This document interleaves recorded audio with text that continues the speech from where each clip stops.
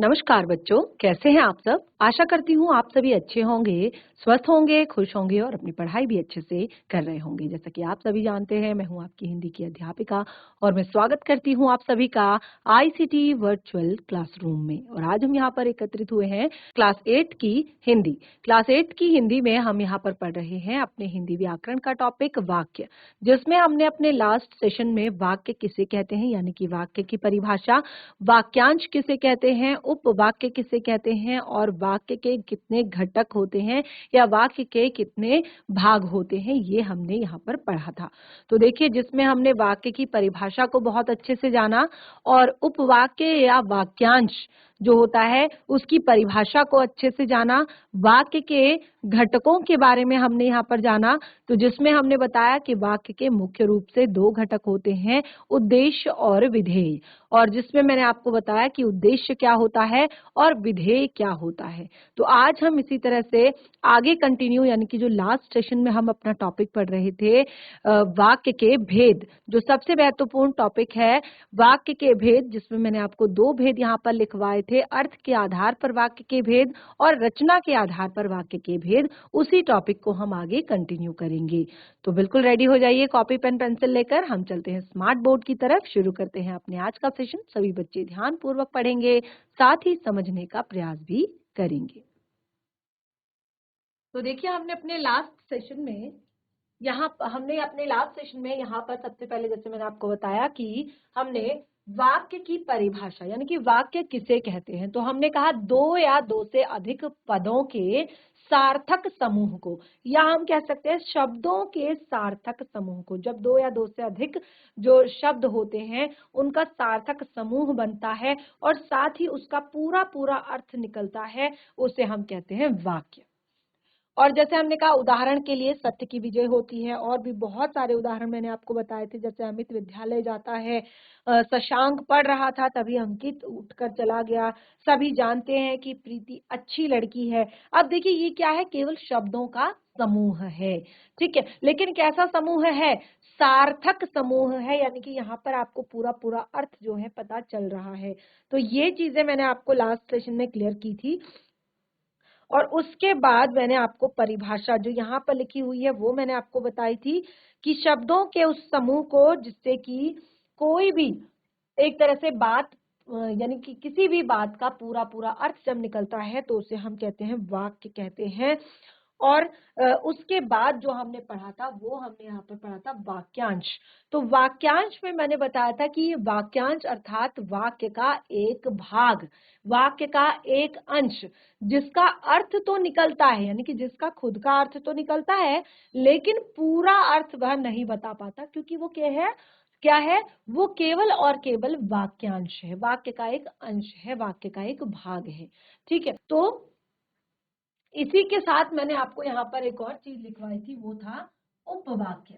उपवाक्य, तो उपवाक्य किसे कहते हैं ये मैंने आपको यहाँ पर बताया था कि ये आपका एक उपवाक्य जो होता है ये आपका क्रिया युक्त पद होता है जिसमें भी आंशिक भाव होता है।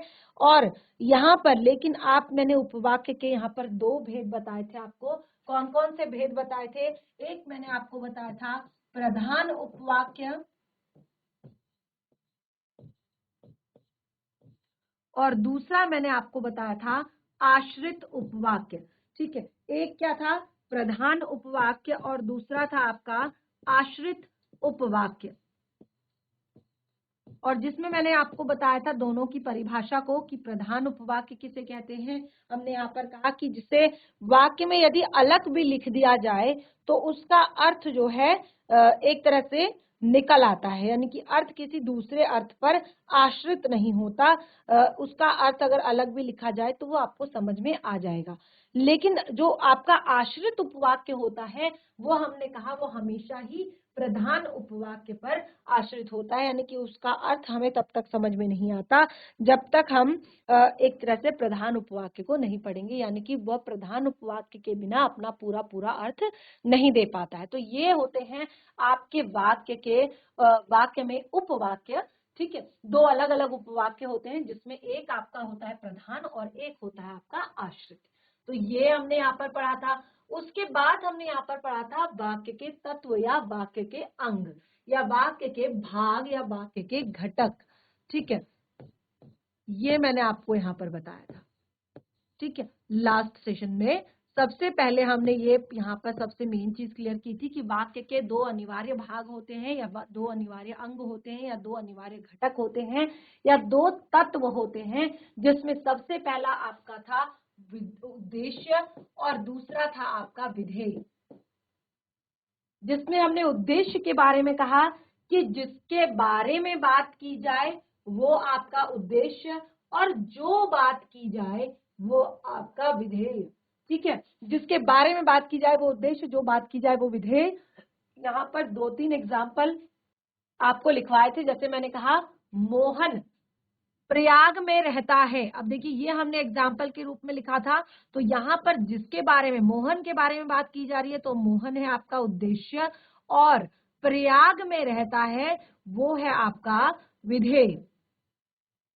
ठीक है, मोहन है आपका उद्देश्य और प्रयाग में रहता है, ये पूरी लाइन है आपका विधेय। क्योंकि बात क्या की जा रही है उसके बारे में बात की जा रही है कि वो प्रयाग में रहता है। इसी तरह से और भी ढेर सारे एग्जाम्पल मैंने आपको इसमें दिए थे उद्देश्य और विधेय को क्लियर करने में। उसके बाद जो सबसे मेन चीज आई थी वो था हमारा वाक्य के भेद। तो वाक्य के भेदों को मैंने यहाँ पर बताया था कि वाक्य के भेद मुख्य रूप से दो तरह से किए जाते हैं, दो आधार पर वाक्य के भेद बताए गए हैं। एक तो अर्थ के आधार पर वाक्य भेद और दूसरा आपका रचना के आधार पर वाक्य भेद। तो ये दो चीजें हमने यहाँ पर लास्ट सेशन में पढ़ी थी, जिसमें मैंने आपको बताया था सबसे पहले अर्थ के आधार पर वाक्य भेद, यानी कि जब हम किसी वाक्य को पढ़ते हैं तो उसके अर्थ के आधार पर, जिस तरह से उसके अलग अलग अर्थ निकलते हैं, तो उन अलग अलग अर्थों के आधार पर वाक्य के कितने भाग होते हैं और अब उसको हम आगे पढ़ेंगे। तो सबसे पहले हमने यहाँ पर बताया कि अर्थ के आधार पर वाक्य के निम्नांकित 8 भेद होते हैं। कितने भेद होते हैं? अर्थ के आधार पर, यानी आप जब वाक्य को पढ़ते हैं, उसको समझते हैं, तो उसमें आप जब वाक्य का कोई भी अर्थ निकालते हैं तो उसके आधार पर वाक्य के 8 भेद होते हैं। ठीक है, जिसमें पहला हमने यहाँ पर कहा विधानवाचक। ठीक है, तो विधानवाचक यानी कि हमने कहा किसी भी क्रिया के करने या होने का सामान्य कथन हो। ठीक है, यानी कि बात बिल्कुल सामान्य रूप से की जा रही हो, किसी भी काम को करने या होने का सामान्य कथन हो, उसे विधानवाचक वाक्य कहते हैं। उसे क्या कहते हैं? विधानवाचक वाक्य कहते हैं। जैसे राकेश ने दूध पिया, राकेश ने दूध पिया, वर्षा हो रही है। क्या? वर्षा हो रही है। ठीक है, ये हमने यहाँ पर पढ़ा। उसके बाद देखिए यहाँ, इसके बाद हमने और भी बहुत सारे, यानी कि 8 भेदों में लगभग हम यहाँ पर बहुत सारे टॉपिक्स को पढ़ चुके थे, जिनमें मैंने अलग अलग तरह के एग्जाम्पल आपको बताए। जैसे मैंने यहाँ पर कहा कि वह प्रतिदिन व्यायाम करता है, तो जहाँ सामान्य कथन होगा उसको कहेंगे विधानवाचक। ठीक है, कार्य करने या होने का। उसके बाद नेक्स्ट हमने पढ़ा था दूसरा भाग निषेध। तो निषेध का अर्थ मैंने आपको क्या बताया था? नहीं, यानी कि जहां वाक्य क्या हो? निषेधार्थक हो, निषेध प्रकट करने वाला हो, निषेधवाचक हो, यानी कि जहां पर भी किसी काम में नहीं का भाव आता है उसे क्या कहते हैं? निषेधवाचक वाक्य कहते हैं। जैसे मैंने दूध नहीं पिया, मैंने खाना नहीं खाया, मेधावी छात्र परीक्षा में नकल नहीं करते, या और भी बहुत सारे वाक्य। ठीक है, तो इस तरह से निषेधवाचक को भी हमने पढ़ा। उसके बाद हमारा आता है नंबर 3 आज्ञावाचक। नंबर 3 हमारा आता है आज्ञावाचक। तो आज्ञावाचक वाक्य क्या होते हैं? आज्ञावाचक वाक्य होते हैं जिन वाक्यों में आज्ञा, प्रार्थना, उपदेश आदि का ज्ञान होता है। ठीक है, जहां पर क्या किया जाता है? आज्ञा दी जाती है, उपदेश दिया जाता है, प्रार्थना की जाती है, उसे कहते हैं आज्ञावाचक वाक्य।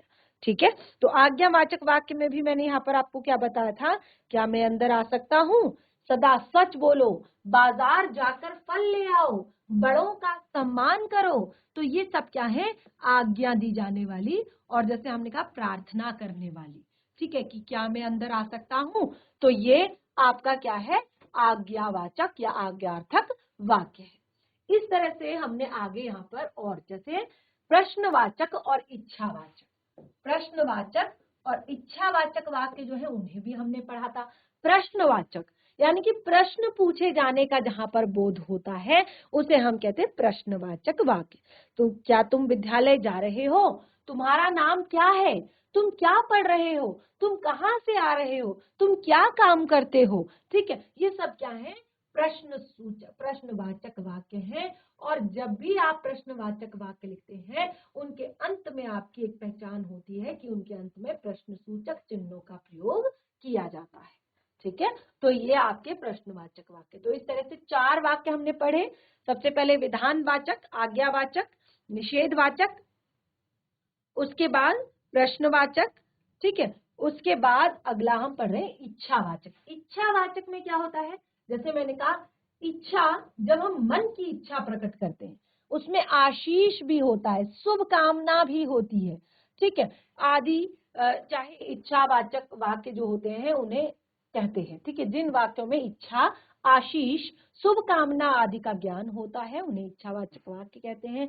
जैसे तुम्हारा कल्याण हो, तुम भगवान तुम्हें लंबी आयु दे, सदा सुखी रहो, सदा स्वस्थ रहो। ठीक है, तो इस तरह से ये आपके क्या होते हैं, इच्छावाचक वाक्य होते हैं कि भगवान आपको सदा सुखी रखे, भगवान आपको सदा स्वस्थ रखे, भगवान तुम्हें लंबी उम्र दे, तुम्हारा कल्याण हो। ये सब क्या है, ये सब दीर्घायु भव आशीर्वाद देते हैं ना, आशीष, दीर्घायु भव, चिरंजीवी भव। ठीक है, ये सारे क्या है, इच्छावाचक हैं, आशीर्वाद वाचक हैं, यानी कि आशीष वाचक हैं, शुभ कामना का देने का ज्ञान यहाँ पर हो रहा है। तो इस तरह से 5 भेद। नेक्स्ट जो हमने यहाँ पर पढ़ रहे थे संदेहवाचक, नंबर 6 क्या पढ़ रहे थे हम, संदेहवाचक। और नंबर 7 था हमारा विस्मयवाचक। तो नंबर 6 भी हमने पढ़ लिया था, जिसमें हमने डिस्कस किया था जिन वाक्यों से संदेह या संभावना व्यक्त की जाती है उन्हें संदेहवाचक वाक्य कहते हैं। जैसे शायद शाम को वर्षा हो जाए, वह आ रहा होगा पर हमें क्या मालूम, हो सकता है राजेश आज आ जाए। और जैसे हमने कहा कि तुम परिश्रम करते तो अवश्य सफल होते, तुम परिश्रम करते, ये मैंने लिखा भी था, तुम परिश्रम करते तो अवश्य सफल होते। ये क्या थी, संभावना थी कि यदि परिश्रम किया जाएगा तो अवश्य क्या हो जाओगे, सफल हो जाओगे। तुम परिश्रम करते तो अवश्य सफल होते। ठीक है, तो इस तरह से। उसके बाद नंबर 8 आज हम यहाँ पर कंटिन्यू करेंगे आगे, जो कि है हमारा नंबर 7 विस्मयवाचक। नंबर 7 है हमारा विस्मयवाचक। विस्मयवाचक, विस्मय का क्या अर्थ होता है, विस्मय का अर्थ होता है आश्चर्य। ठीक है, तो जिन वाक्यों से हमें आश्चर्य, घृणा, क्रोध, शोक आदि भाव व्यक्त होते हैं। ठीक है, जहां पर हम एकदम से खुश हो जाते हैं, हर्ष, आश्चर्य, एकदम आश्चर्यचकित हो जाते हैं, इनकी जिन वाक्यों से हमें विस्मय का ज्ञान होता है। अब विस्मय में आपका आ जाता है शोक, घृणा, दुख और आश्चर्य, क्रोध आदि का भाव, आदि भावों की अभिव्यक्ति जहां पर होती है उनको हम कहते हैं विस्मयवाचक। ये नोट भी कर लेंगे आप साथ साथ। जैसे हम कहते हैं वाह कितना सुंदर दृश्य है। और देखिए जब भी हम ये विस्मयवाचक चिन्ह लगाते हैं ना, तो विस्मयवाचक जो चिन्ह होते हैं उनके साथ, जैसे मैंने कहा कि प्रश्न सूचक जो चिन्ह होते हैं, तो प्रश्न सूचक वाक्य, जो प्रश्नवाचक वाक्य होते हैं उनके अंत में इस तरह से प्रश्न सूचक चिन्हों का, कि ये हमें प्रश्न की सूचना दे रहा है, प्रश्न होने की सूचना दे रहा है। और इसी तरह से यहाँ पर आपको क्या करना है, विस्मय सूचक चिन्ह का प्रयोग करना है। जैसे हमने कहा वाह, तो वाह के साथ आप विस्मय सूचक चिन्ह, कैसा होता है विस्मय सूचक चिन्ह, ये सारे विराम चिन्ह मैंने डिस्कस किए हैं आपके साथ, ये आपका विस्मय सूचक चिन्ह होता है। ठीक है, तो जब भी हम क्या करते हैं, विस्मयवाचक वाक्य जब हमारा होता है, विस्मयवाचक शब्दों का हम प्रयोग करते हैं, तो उनके साथ विस्मय सूचक चिन्ह भी लगाते हैं। जैसे हमने कहा कि वाह कितना सुंदर दृश्य है, शाबाश तुमने बहुत अच्छा काम किया। जैसे हमने कहा शाबाश तुमने बहुत अच्छा काम किया। ठीक है, जैसे हमने कहा घृणा, तो कभी हम कहते हैं छी कितनी गंदी बदबू है, या इतनी बदबू है। ठीक है, क्या कहते हैं, छी कितनी बदबू है। ठीक है,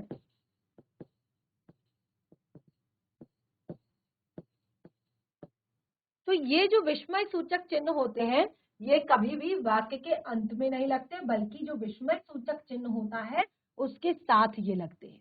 ठीक है, जैसे हमने कहा छी कितनी बदबू है। ठीक है, या हम जैसे हमने यहाँ पर मैंने आपको बताया, कहा वाह कितना सुंदर दृश्य है, शाबाश तुमने बहुत अच्छा काम किया। जैसे हम कहते हैं कि अरे किसी को पुकारना हो, ठीक है, अरे हे, तो ये आपके थोड़ा सा अलग तरह के यहाँ पर वाक्य हैं, लेकिन इनमें भी आप इस तरह के चिन्हों का प्रयोग कर सकते हैं। ठीक है, तो ये इस तरह से हमने यहाँ पर नंबर 7 तक अपने टॉपिक को पढ़ लिया है। अब हम नंबर 8 अगला, ठीक है, अगला हम यहाँ पर टॉपिक पढ़ेंगे, वो है हमारा संकेत वाचक। अब यहाँ पर क्या होता है कि एक क्रिया दूसरी क्रिया पर निर्भर होती है, यानी कि एक क्रिया का होना दूसरी क्रिया पर निर्भर होता है। एक क्रिया क्या करती है, दूसरी क्रिया की तरफ संकेत करती है, इसीलिए इसको कहा है संकेत वाचक। ठीक है, तो इसको एक बार पढ़ लेते हैं। संकेत वाचक होता क्या है, यहाँ पर वाक्य में एक क्रिया का होना दूसरी क्रिया पर निर्भर हो, उसे संकेत वाचक वाक्य कहते हैं। जैसे हमने कहा कि यदि परिश्रम करोगे तो अवश्य सफल होगे। ठीक है, तो सफल होना किस पर निर्भर कर रहा है, परिश्रम करने पर। जितनी मेहनत करोगे उतने सफल होगे। ठीक है, तो यदि परिश्रम करोगे तो अवश्य सफल होगे। पिताजी अभी आते तो अच्छा होता, जब हम किसी काम को कर रहे हैं और हमें लग रहा है कि यार पिताजी अभी आ जाते तो अच्छा होता। ठीक है, तो पिताजी का यहाँ पर ज्यादा खुशी का माहौल होना किस पर निर्भर है, पिताजी के आने पर। अगर वर्षा होगी तो फसल भी अच्छी होगी। ठीक है, तो यदि वर्षा होगी तो फसल भी अच्छी होगी, यानी कि फसल का अच्छा होना किस पर निर्भर कर रहा है, वर्षा के होने पर। किस पर निर्भर कर रहा है फसल का अच्छा होना, वर्षा के होने पर। तो ये यहाँ पर जो भी वाक्य है वो क्या है, एक दूसरे की जो क्रिया है, एक क्रिया जो है एक वाक्य में एक क्रिया दूसरी क्रिया पर निर्भर कर रही है। ठीक है, तो ये है संकेत वाचक, और इस तरह से हमने अर्थ के आधार पर वाक्य के 8 भेदों को पढ़ लिया है। अब आपको समझ में आया होगा कि अर्थ के आधार पर जो आपके वाक्य के 8 भेद हैं वो किस तरह से लिखे गए हैं। वो लिखे गए हैं जिस तरह से आपका वाक्य का मीनिंग निकल रहा है, जिस तरह का आपका वाक्य का अर्थ निकल रहा है, उसी के आधार पर उनके नाम रखे गए हैं, और उसी के आधार पर वाक्यों को 8 भेदों में भी बांटा गया है। तो इस तरह से हमारे 8 भेद यहाँ पर क्लियर होते हैं। बहुत ही ज्यादा इजी है और बिल्कुल कंफ्यूज नहीं होंगे। जैसे मैंने बताया कि जब आप क्लास 10th में होते हैं, बोर्ड एग्जाम्स में भी आपका ये टॉपिक है, और यहाँ पर भी बोर्ड एग्जाम्स में भी आपको वाक्य परिवर्तन करने होते हैं। ठीक है, तो आगे भी आपको टॉपिक काम आएगा, तो इसलिए घर पर जाकर रिवाइज करें। कोई भी डाउट हो तो जरूर क्लियर करें। अब हम बढ़ते हैं अपने अगले भेद की तरफ। 2 भेद मैंने यहाँ पर बताए थे। सबसे पहले मैंने आपको बताया था रचना अर्थ के आधार पर वाक्य के भेद, यानी कि जितने हमारे वाक्य के अर्थ निकल रहे हैं उनके आधार पर वाक्य के भेदों को यहाँ पर बताया था।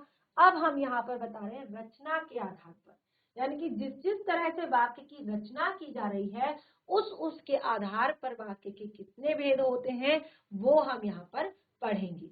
तो देखिए, जैसे हमने वहां पर 8 भेद बताए थे, तो यहाँ पर रचना के आधार पर वाक्य के निम्नलिखित 3 भेद होते हैं। जब हम वाक्यों की रचना करते हैं तो रचना के आधार पर वाक्य के 3 भेद होते हैं। कौन कौन से 3 भेद होते हैं जरा वो हम देख लेते हैं। सबसे पहला है हमारा सरल वाक्य, जिसको हम कहते हैं साधारण वाक्य भी कह सकते हैं और सरल वाक्य भी कहते हैं। ठीक है, या तो हम इसको सरल वाक्य कह सकते हैं, इसको साधारण वाक्य कह सकते हैं। अब देखिए क्या होता है सरल वाक्य और क्या होता है आपका साधारण वाक्य। ठीक है, एक ही चीज है लेकिन 2 अलग अलग नाम दिए गए हैं, सरल वाक्य और साधारण वाक्य। तो सबसे पहले देखिए, जिन वाक्यों में केवल एक उद्देश्य और एक ही विधेय होता है, कुछ भी ऐसा नहीं होता कि आपको वाक्य को पढ़ने में दिक्कत हो, एक ही उद्देश्य होगा, एक ही विधेय होगा। जैसे बहुत ही सरल सा एग्जाम्पल वहां पर मैंने दिया था कि राम बाजार जाता है। राम बाजार जाता है, बहुत ही सरल सा एग्जाम्पल, एक उद्देश्य एक विधेय। राम बाजार जाता है, लड़की सुंदर है।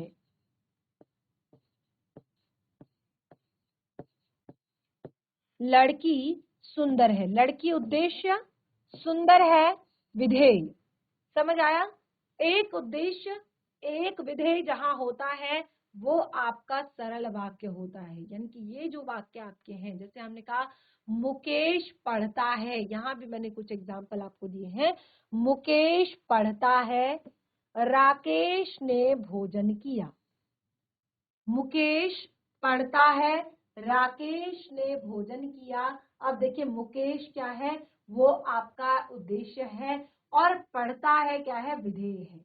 राकेश क्या है, उद्देश्य है, भोजन किया विधेय है। ठीक है, तो ये आपका एक उद्देश्य और एक विधेय वाले जो वाक्य होते हैं, जो कि मैंने यहाँ पर 4 वाक्य अभी तक लिख दिए हैं आप लोग के लिए। तो चारों वाक्यों के जो आपको अर्थ है, यानी कि जो टॉपिक है वो आपको समझ आ गया होगा कि यहाँ पर कुछ भी हमने नहीं किया है, केवल एक उद्देश्य और एक विधेय से इस वाक्य को लिखा है। इसीलिए इसे सरल वाक्य कहते हैं या फिर साधारण वाक्य कहते हैं। ठीक है, या इसे सरल वाक्य कहते हैं या साधारण वाक्य कहते हैं। तो ये हमारा पहला जो पार्ट है वो हमारा यहाँ पर क्लियर होता है। तो ये आप लोगों को क्लियर हो गया होगा कि सरल वाक्य किसे कहते हैं। तो जैसे हमने कहा रचना या बनावट के आधार पर, तो यहाँ पर वाक्यों की जो बनावट है, वाक्यों की जो रचना है वो बहुत ही सरल तरीके से की गई है। यानी कि यहाँ पर केवल एक उद्देश्य लिया गया है और एक विधेय लिया गया है, इसीलिए ये आपका बहुत ही ज्यादा सरल वाक्य है।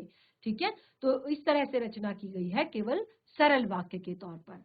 नेक्स्ट है आपका संयुक्त वाक्य। संयुक्त वाक्य क्या होते हैं? देखिए, संयुक्त वाक्य वे होते हैं जहां पर वाक्य में समानता के आधार पर, ठीक है, जिस वाक्य में अगर देखा जाए तो समानता के आधार पर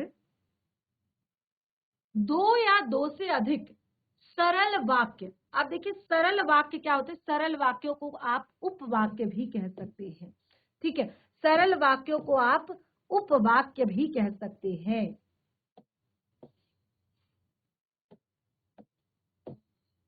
उपवाक्य, जैसे आपने यहाँ पर क्या कहा कि 2 या 2 से अधिक सरल वाक्य। तो सरल वाक्य किससे जुड़े होते हैं? समुच्चय बोधक अव्ययों से जुड़े होते हैं। तो आप इसको कह सकते हैं कि 2 या 2 से अधिक उपवाक्य। क्या कह सकते हैं यहाँ पर? आप कह सकते हैं कि 2 या 2 से अधिक उपवाक्य। ठीक है, उपवाक्य समुच्चय बोधक अव्ययों से जुड़े रहते हैं तो उसको कहते हैं संयुक्त वाक्य। उसे क्या कहते हैं? संयुक्त वाक्य। ठीक है, संयुक्त वाक्य यानी कि ये क्या हुआ है? जुड़ा हुआ है। हमने क्या कहा कि ये समुच्चय बोधक अव्ययों से आपस में जुड़े होते हैं। इसमें 2 उपवाक्य भी हो सकते हैं और जैसे हमने कहा एक जो आपका उपवाक्य होगा उसमें केवल एक उद्देश्य और एक विधेय होगा, और जहां दो उपवाक्य होंगे उसमें क्या होगा, एक आपका प्रधान उपवाक्य होगा, एक आपका आश्रित उपवाक्य होगा। तो दो या दो से अधिक उपवाक्य बीच में समुच्चय बोधक अव्ययों से जुड़े रहते हैं। जैसे वह सुबह गया, जैसे वह सुबह गया और शाम को लौट आया। वह सुबह गया पर शाम को लौट आया। ठीक है, अब यहां पर देखिए, मुकेश बोलो पर असत्य नहीं, मुकेश बोलो पर असत्य नहीं। ठीक है, तो यहां पर शब्द जो है वो भी आपका संयुक्त एक तरह से समुच्चय बोधक अव्यय की तरह काम कर रहा है। और फिर देखिए यहां पर हमने क्या कहा कि दो उपवाक्य होते हैं। जैसे हमने कहा बादल घिरे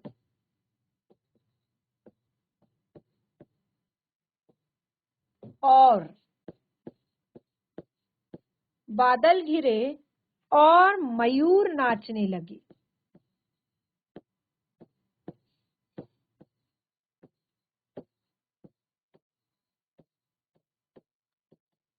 बादल घिरे और मयूर नाचने लगे। तो हमने कहा कि दो या दो से अधिक। ठीक है, दो उपवाक्य भी हो सकते हैं, दो से अधिक भी हो सकते हैं। तो यहाँ पे केवल दो उपवाक्य हैं, ये आपके उदाहरण हैं सारे के सारे, और यहाँ ऊपर भी उदाहरण दिए गए हैं।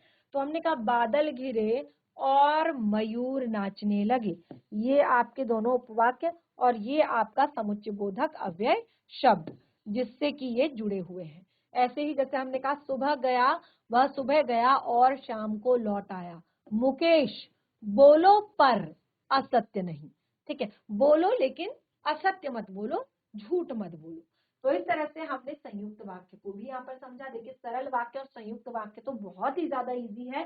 सरल वाक्य में क्या करना है, आपने सरल वाक्य में आपने कुछ बताना नहीं है, आपने केवल कहना है जहां पर एक उद्देश्य होता है, एक विधेय होता है, वो आपका सरल वाक्य होता है। संयुक्त वाक्य में जो आपके उपवाक्य होते हैं, देखिए उपवाक्य पढ़ाने का यही रीजन था कि उपवाक्य होते क्या हैं। तो जैसे मैंने कहा जहां पर दो उपवाक्य जो होते हैं वो क्या होते हैं, आपस में बीच में संयुक्त होते हैं। संयुक्त यानी कि जुड़ा हुआ होना, संयुक्त यानी कि जुड़ा हुआ होना, जुड़े हुए होते हैं किससे, समुच्चय बोधक अव्ययों से। किससे जुड़े हुए होते हैं, समुच्चय बोधक अव्ययों से जुड़े होते हैं, इसीलिए इन्हें संयुक्त वाक्य कहा जाता है। तो यहाँ पर मुझे लगता है 3 एग्जाम्पल हमने यहाँ पर दे दिए हैं जो कि काफी हैं, और भी आप एग्जाम्पल इसमें देख सकते हैं, पढ़ सकते हैं, समझ सकते हैं। आगे बढ़ेंगे, मिश्रित वाक्य या मिश्र वाक्य। मिश्रित वाक्य या मिश्र वाक्य, क्या होता है मिश्रित वाक्य और क्या होता है मिश्र वाक्य, ये हम पढ़ेंगे यहाँ पर। तो देखिए जिन वाक्यों में एक मुख्य, ठीक है, अब यहाँ पर समझिएगा, इसीलिए मैंने आपको बताया था कि प्रधान उपवाक्य क्या होता है और आपका आश्रित उपवाक्य क्या होता है। इसीलिए मैंने यहाँ पर आप लोगों को क्लियर किया था कि आपका प्रधान उपवाक्य क्या होता है और आश्रित उपवाक्य क्या होता है, क्योंकि इसी से आप संयुक्त वाक्य और मिश्रित वाक्य को समझेंगे। तो जिन वाक्यों में एक मुख्य यानी कि एक प्रधान वाक्य होता है और अन्य आश्रित उपवाक्य होते हैं, ठीक है, यानी कि आपका एक वाक्य लिखा गया है जिसमें एक आपका होगा प्रधान उपवाक्य और बाकी के जो होंगे वो आश्रित उपवाक्य होंगे, तो उनको हम क्या कहते हैं, मिश्रित कहते हैं। यानी कि जहां पर प्रधान और आश्रित दोनों ही उपवाक्य हो वहां हम उसे मिश्रित वाक्य या मिश्र वाक्य कहते हैं। अब इनमें क्या होता है, इनमें एक उद्देश्य, एक मुख्य उद्देश्य और मुख्य विधेय के अलावा एक से अधिक समापिक क्रियाएं भी होती हैं। यानी कि एक उद्देश्य एक विधेय के अलावा और भी समापिक क्रियाएं होती हैं। और जैसे आप देखेंगे कि मैं आपको बताती हूँ, जिस वाक्य में, एक सरल शब्दों में अगर हम कहें कि जिस वाक्य में एक प्रधान उपवाक्य होता है, दूसरा आश्रित होता है, और वह मिश्र वाक्य कहलाते हैं। और जैसे हमने कहा जो ही उसने दवा पी वह सो गया, ठीक है। जैसे हमने कहा सभी जानते हैं, ठीक है, ये मैं आपको यहाँ पर क्लियर करती हूं। एग्जाम्पल के तौर पर सभी जानते हैं, सभी जानते हैं कि तुम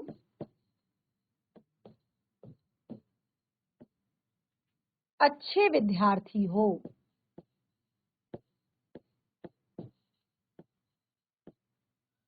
सभी जानते हैं कि तुम अच्छे विद्यार्थी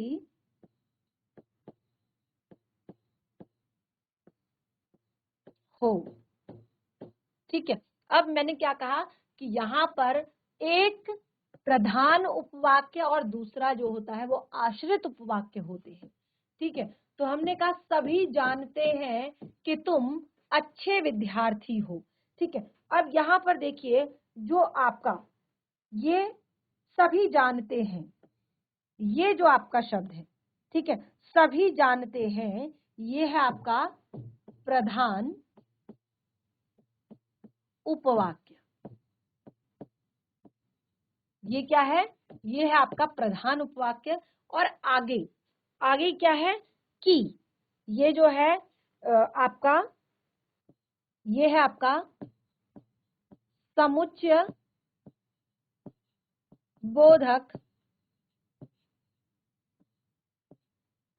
शब्द, और ये है आपका आश्रित